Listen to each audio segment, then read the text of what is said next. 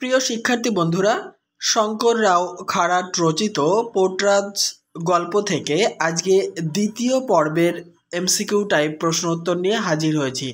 এর আগের প্রথম পর্বে 130টি এমসিকিউ টাইপ প্রশ্ন উত্তর তোমাদের সামনে তুলে ধরেছি, আর এই পর্বে অর্থাৎ দ্বিতীয় পর্বে আরও 77টি এমসিকিউ টাইপ প্রশ্ন উত্তর নিয়ে হাজির হয়েছি।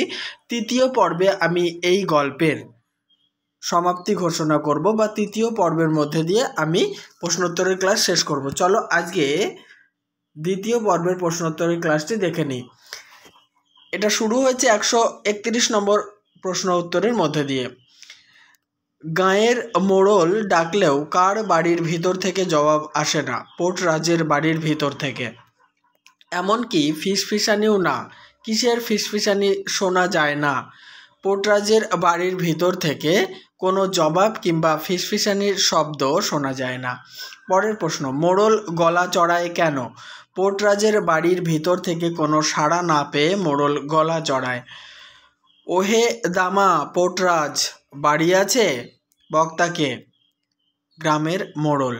নেক্সট, গ্রামের মোড়লের গলা শুনে কে উকি মেরেছিল? দামার ঘর থেকে কেউ একজন উকি মেরেছিল। পরের প্রশ্ন, দামার বাড়িতে গ্রামের মোড়ল ও তার চেলা মিলে মোট কতজন এসেছিল? 4 জন এসেছিল। নেক্সট প্রশ্ন, গ্রাম মণ্ডলের লোকেরা এসেছে গো? বক্তাকে, দামার বাড়ির কেউ একজন যে উকি মেরেছিল। নেক্সট, সে তো সত্যি, পোর্টরাজ কেমন আছে দেখতে লোক তো আসবেই। বক্তাকে, বঞ্চলা বাই। 139, পোর্টরাজ কতদিন রোদে বেরোয় না? 3 দিন। পরের প্রশ্ন, 3 দিন হয়ে গেল পোর্টরাজ রোদে বেরোয় না। উক্তিটির বক্তাকে, বঞ্চলা বাই। নেক্সট, তাছাড়া প্রায় সব বাড়িতেই একজন করে বিছানায়, এর কারণ কি? মায়ের দয়া হয়েছে, বা বর্তমানে যেটাকে আমরা পক্স বলি। নেক্সট,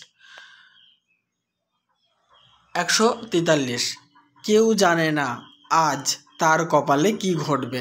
কেন এ কথা বলা হয়েছে? উত্তরটি দেখে নাও। গ্রামের প্রায় প্রতিটি বাড়িতেই একজন করে বিছানায়, তাই কেউ জানে না যে কার কপালে কি আছে। পরের প্রশ্ন, তাও সবাই অন্যকে জিজ্ঞেস করে।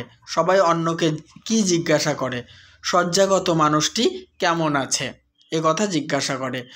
নেক্সট, ভুলো না দামা গায়ের পোর্টরাজ, কে কাকে বলেছে? বঞ্চলা বাই দুর্পদকে বলেছে। নেক্সট, আর এখন যখন মা খেল শুরু করেছেন, মা খেল শুরু করলে কি হতে পারে? যেই তার সামনে পড়বে সেই তার কোপে পড়বে। পরের প্রশ্ন, তাই এই দৌড়ে লোকে আসতেই হবে। লোককে আসতেই হবে। কার দৌড়ে লোককে আসতেই হবে? দামা অর্থাৎ পোর্টরাজের দৌড়ে।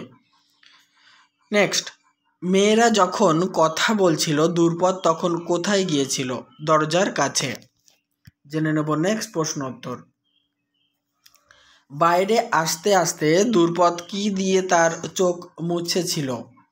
আঁচল দিয়ে। 150 নম্বর প্রশ্ন, দুর্পদ মোড়লের সামনে দাঁড়িয়ে কি করেছিল? মাথা ঝুঁকিয়ে প্রণাম করেছিল। নেক্সট, পেন্নাম হই, কে কাকে প্রণাম জানিয়েছে? দুর্পদ মোড়লকে প্রণাম জানিয়েছে। 152, তার অবস্থা দেখে মোড়ল শুধলে। মোড়ল কার কাছে কি জিজ্ঞাসা করেছিলেন? মোড়ল দুর্পদের কাছে দামার কথা জিজ্ঞাসা করেছিলেন। নেক্সট, 153, দামা কোথায় এ কদিন? কে কার কাছে জানতে চেয়েছে? মোড়ল দুর্পদের কাছে জানতে চেয়েছে। 154, দামা কোথায় এ কদিন? দুর্পদ মোড়লের এই কথার উত্তর কি দিয়েছিল? বিছানায়। দামা বিছানায়।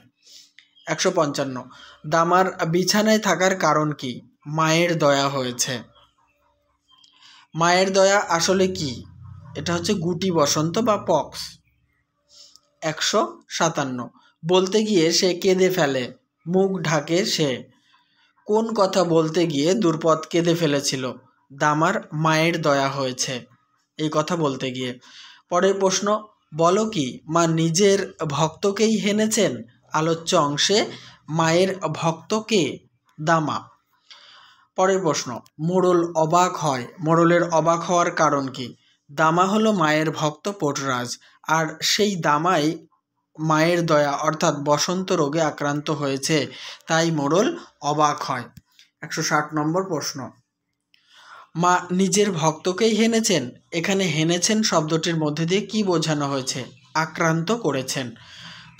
পরের প্রশ্ন, নয় কেন? মানুষ তো সে, কার সম্পর্কে বলা হয়েছে? দামার সম্পর্কে। 162, কিন্তু তার সকাল সাজ মায়ের ছায়ায় বসবাস। কে সকাল সন্ধ্যায় মায়ের সান্নিধ্যে বসবাস করেন? দামা। নেক্সট, কিন্তু তার সকাল সাঁঝ মায়ের ছায়ায় বসবাস, উক্তিটির বক্তাকে? মোড়ল। নেক্সট, দেবীর চক্কর যখন শুরু হয়েছে, কে যে কোপে পড়বে আর কে পড়বে না তার ঠিক নেই, এই প্রসঙ্গে মোড়ল কি বলেছেন? তা ঠিক। 165 নম্বর প্রশ্ন উত্তর, দূরপথ আমাদের আরেকবার যাত্রা করতেই হবে, বক্তাকে? মোড়ল। নেক্সট, হ্যাঁ করতেই হবে, মাকে খুশি করতেই হবে, বক্তাকে? দূরপথ। 167, কান্নার ফাঁকে ফাঁকে বলে দূরপথ, দূরপথ কি বলে? মাকে খুশি করতেই হবে। পরের প্রশ্ন, কিন্তু আমাদের সেবায়েতকে না হলে যাত্রা করা যাবে কি করে? সেবায়েত বলতে কাকে বোঝানো হয়েছে? দামাকে বোঝানো হয়েছে। নেক্সট, কিন্তু আমাদের সেবায়েতকে না হলে যাত্রা করা যাবে কি করে, উক্তিটির বক্তাকে? মোড়ল। 170, কিন্তু মরদটা আমার পড়ে আছে যে, বক্তাকে? বক্তা হচ্ছে দামার স্ত্রী, দূরপথ। নেক্সট 171, কিন্তু মরদটা আমার পড়ে আছে যে, মরদ বলতে কাকে বোঝানো হয়েছে? দামাকে। পরের প্রশ্ন, গ্রামের মোড়ল মাকে কোথায় নিয়ে যাওয়ার কথা বলেছেন? গায়ের সীমানায়। 173, মাকে গায়ের সীমানায় নিয়ে যেতে হবেই, বক্তাকে? মোড়ল। পরের প্রশ্ন, মাকে গায়ের সীমানায় নিয়ে যেতে হবেই, এখানে মা বলতে কাকে বোঝানো হয়েছে? মারিয়াইকে। নেক্সট, মাকে গায়ের সীমানায় না নিয়ে গেলে কি ক্ষতি হবে? মায়ের চক্কর গায়ের উপর থেকে কাটবে না। নেক্সট, তাই দেবীকে মিছিল করে কোথায় রেখে আসতে হবে? গায়ের সীমানার বাইরে। পরের প্রশ্ন, কিন্তু পোর্টরাজ যে বিছানায় পড়ে আছে, কি করে করবে, উক্তিটির বক্তাকে? মোড়ল। 178, কিন্তু পোর্টরাজ যে বিছানায় পড়ে আছে কি করে করবে? মোড়লের এই উক্তি শুনে দূরপথ কি জানিয়েছে? যদি শুধু পোর্টরাজ বিছানায় পড়ে থাকে, সারা গা যাত্রায় যাবে না কেন? নেক্সট, যদি শুধু পোর্টরাজ বিছানায় পড়ে থাকে, সারা গা যাত্রায় যাবে না কেন, বক্তাকে? দূরপথ। নেক্সট, তা কি করে হয়? সে হলো দেবীর পোর্টরাজ। কে দেবীর পোর্টরাজ? দামা। নেক্সট, তা কি করে হয়? সে হলো দেবীর পোর্টরাজ, তাকে ছাড়া যাত্রা হবে কি করে? কাকে ছাড়া যাত্রা সম্ভব নয়? দামাকে ছাড়া। পরের প্রশ্ন, তা কি করে হয়? সে হলো দেবীর পোর্টরাজ, তাকে ছাড়া যাত্রা হবে কি করে? উক্তিটির বক্তাকে? মোড়ল। 183, তা অবশ্যই ঠিক, কিন্তু সে তো উঠতেই পারছে না, নড়তেই পারছে না, কার কথা বলা হয়েছে? দামার কথা।